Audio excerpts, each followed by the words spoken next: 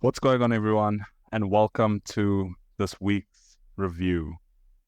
It is episode 30 of my weekly reviews, and what better way to celebrate the 30th week of posting these weekly reviews than stage one passed or phase one passed of the 100K challenge.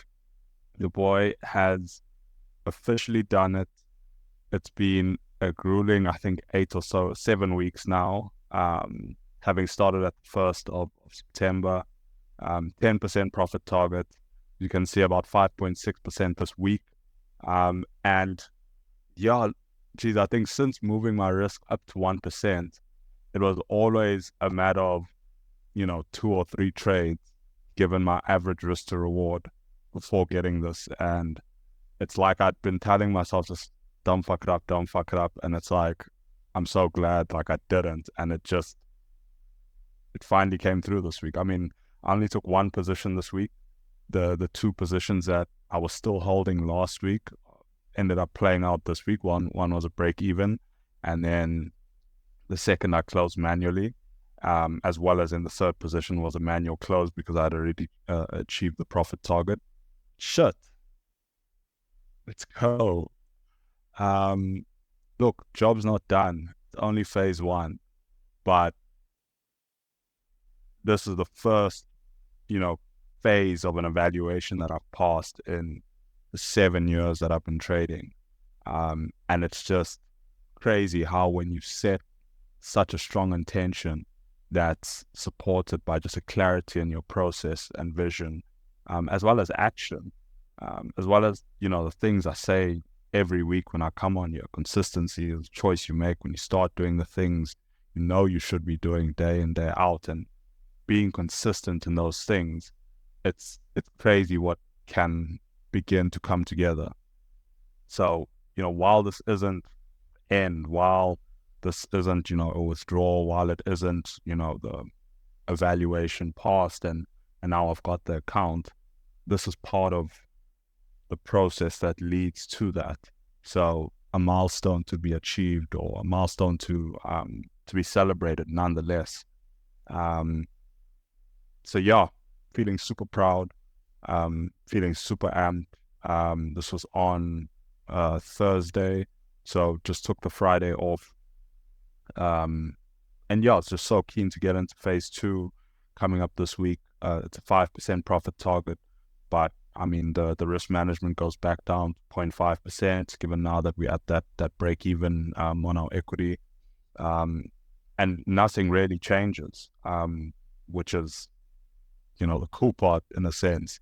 It's just about doing, what I've been doing, being clear in my processes and especially in my decision making. I think in terms of what I'm looking for when I'm going to enter a trade, what will make me risk off on a trade, and just following that plan, that game plan every day, and just showing up to the markets every single day.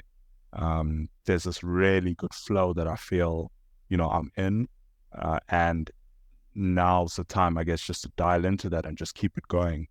Literally Q4, it feels like the year is almost over, but at the same time, there's so much that can still be achieved between now and the end of the year. So I'm just looking forward to just dialing in even further, and yeah, ending this year off on a massive high. So again, three trades closed this week. 2 had rolled over from the previous week. One was an AUD/USD long that was taken on Thursday. All 3 of those on my trading view. Again, if you haven't checked that out, you are missing out on daily analysis, trade recaps. As soon as I take a trade on the day, I normally break down the entry, as well as then just management of that throughout the week. So the link to that is in the description below. So just wrapping up the week, and then looking at how we did. Some things I did well this week. Completing my backtesting session always gives me just a greater awareness of, I think, the abundance of setups in the market, because despite having really solid weeks each week, I'm always surprised as to how many setups, I missed the previous week, and how much profit essentially was left on the table, and just all the lessons that I learned from those backtesting sessions. And so I come out of that, I think, just with the tools a bit sharper. And despite coming out of that, and there was this eagerness to take trades, because I think at the time I hadn't taken any trades, I just recognized that still there was just a lack of opportunity. And so glad that there wasn't any FOMO that came out of that, and I was able to just sit on the sidelines. And then with the AUD USD trade, I think regardless of not having a strong conviction in the trade, I executed a position which fit the plan, even though it wasn't picture perfect. And then, of course, past phase one of the challenge, that I did do well this week. What mistakes I made this week? Forgot to move stops to break even immediately after closing partial profits. That was on my pound JPY trade. That was due to managing it on the road. So I got an alert while I was driving. And then I think I parked and then didn't move my stop. So took partial profits, but then didn't move stops to break even. And then it was only about an hour later when I was checking the charts again that I moved it to break even. But yeah, look, price is normally at about 2R when that happens. So it does give me a bit of time to obviously lock and break even, but that's something that I should just be a bit more attentive to. And then, I was too focused on the end pairs, which led to a mistrade on Euro USD.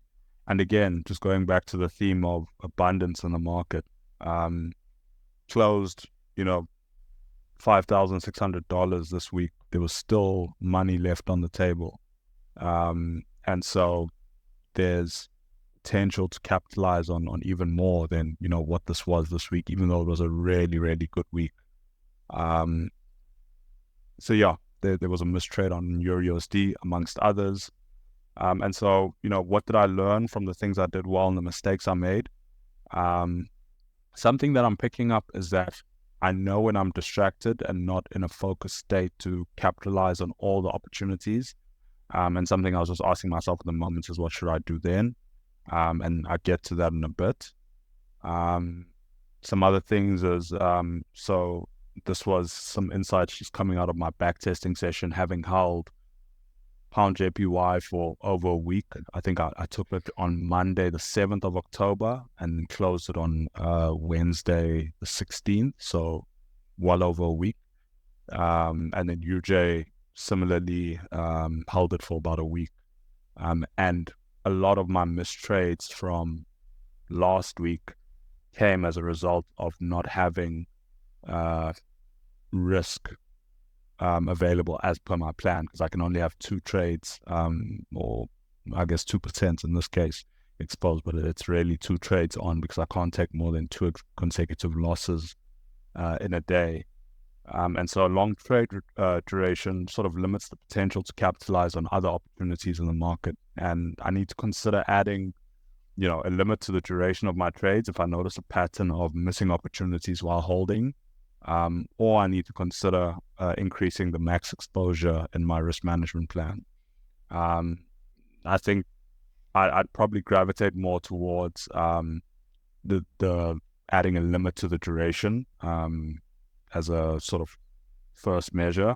But that's if I notice that there's a pattern of missed opportunities. In this case, the trades that I was holding ended up playing out. One was a 1%, the other, and it was only because I closed manually, was a 2%. Might have still been holding it now if I didn't close it manually. But I think the option of increasing exposure feels like a slippery slope at this stage. So I would opt to rather just cut, trade short if I find that they take, for example, over a week to play out. But that's not something that I'll probably look at just yet. I need to, I guess, collect more evidence that it's something that's limiting, the potential that I can capture in the market. or the alpha, I guess, that I can capture. And then it's okay to take a day off as there's an abundance of opportunity in the market. And this was mainly related to Friday and just taking that time away. There was a part of me that felt like I would have been missing out on setups, and what if I could get a head start on my phase 2 challenge. But then, re-looking at Friday, the market didn't really do much, and it's really a drop in the ocean at the end of the day. It's one day out of so many days in a week. Well, not really in a week. It's one day in a week.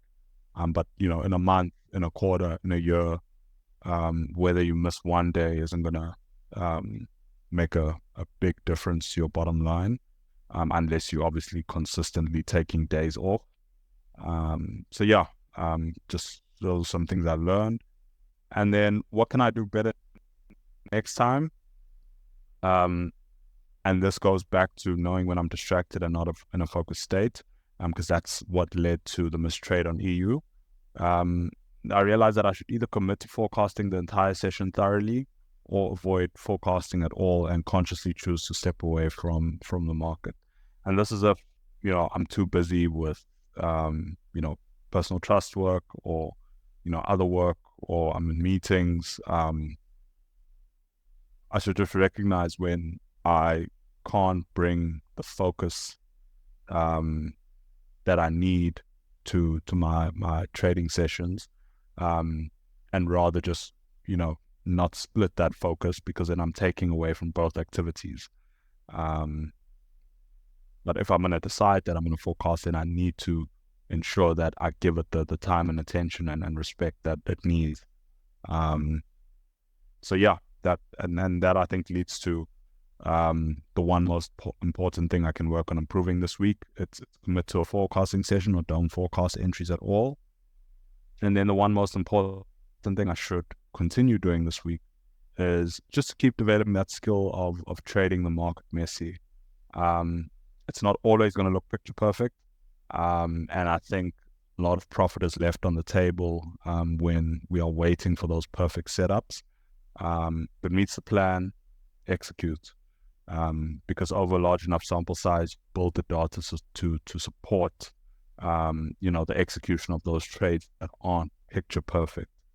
So yeah, and then this is my certificate again, in case you forgot. Yeah, this is so fucking cool, Oaks.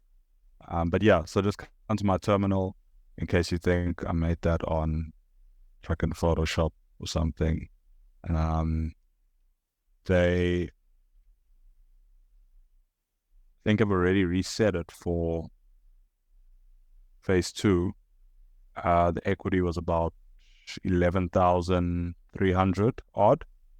But now you can see start date has been reset to the 17th of October. That's for phase 2. Account size 100,000.